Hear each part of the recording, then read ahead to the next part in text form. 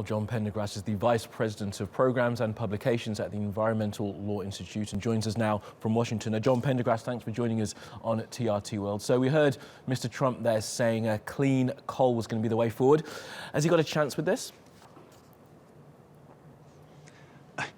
Well, the exact executive order is not yet available. We understand that he has signed it, but we're just going on what he has said and what his advisors have said about it.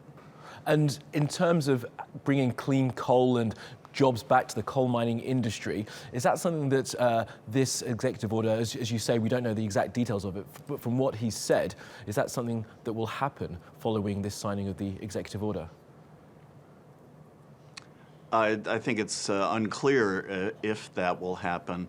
One aspect of the executive order, as we understand it, is that they have repealed a ban on coal leasing on federal lands, opening up some of the federal lands to coal leasing, but that will depend, whether that will result in more coal mining jobs will depend on largely the market and whether mining companies are willing to bid for those leases.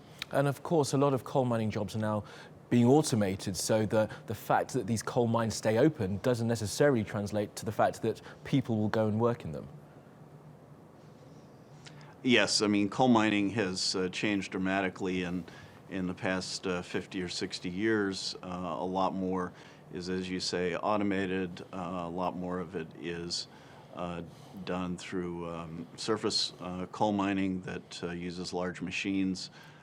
So the number of jobs has been falling steadily, regardless of the regulatory framework. Now, looking more widely, of course, many people will be watching the signing of this executive order with some alarm, thinking that the United States now won't live up to its COP21 pledges that were signed by Barack Obama. Is that pledge going to be affected by what Mr. Trump has done today?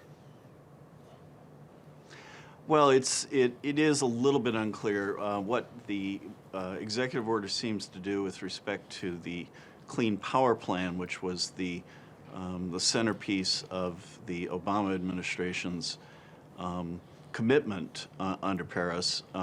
This executive order says that the EPA will reevaluate the Clean Power Plan and also another set of regulations that were similar for new power plants. The Clean Power Plant rule applied to existing power plants.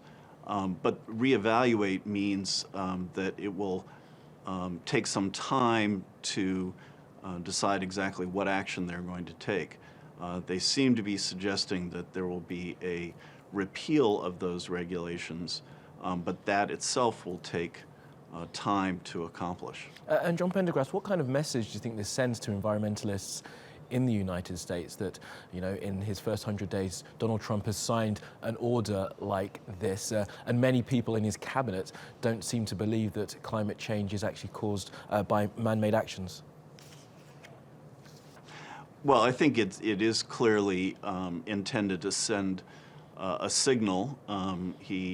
In his speech, he talked a lot about returning jobs and investment. And I think that's been his consistent message, as well as a message that I think what he said was focus on clean water and clean air. There are, of course, the Environmental Protection Agency, Department of the Interior, the other agencies that deal with environmental and natural resource issues cover a lot more than just clean air and clean water. Okay, John Pendergrass from the Environmental Law Institute, thanks for joining us.